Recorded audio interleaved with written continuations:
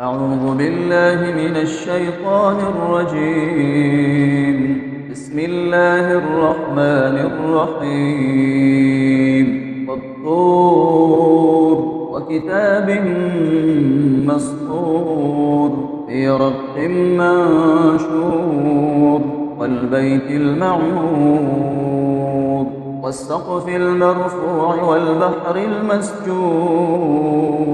إن عذاب ربك لواقع ما له من دافع يوم تمور السماء مورا وتسير الجبال سيرا فويل يومئذ للمكذبين الذين هم في خوض يلعبون يوم يدعون إلى نار جهنم دعا هذه النار التي كنتم بها تكذبون أفسحر هذا أم أنتم لا تبصرون اصلوها فاصبروا أو لا تصبروا سواء عليكم إنما تجزون ما كنتم تعملون إن المتقين في جنات ونعيم فاكهين بما آتاهم ربهم ووقاهم ربهم عذاب الجحيم كلوا واشربوا هنيئا بما كنتم تعملون متكئين على سرر مصفوفة وزوجناهم بحور عين والذين آمنوا واتبعتهم ذريتهم بإيمان ألحقنا بهم ذريتهم وما ألتناهم من عملهم من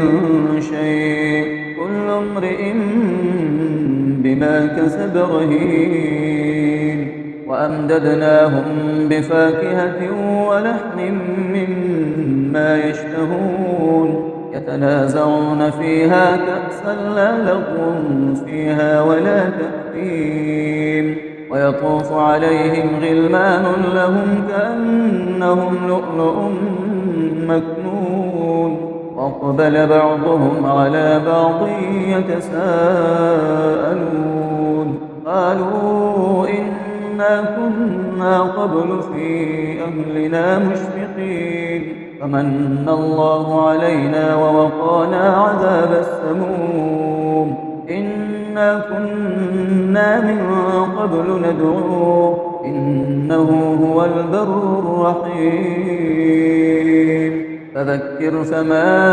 أنت بنعمة ربك بكاهن ولا مجنون أم يقولون شاعر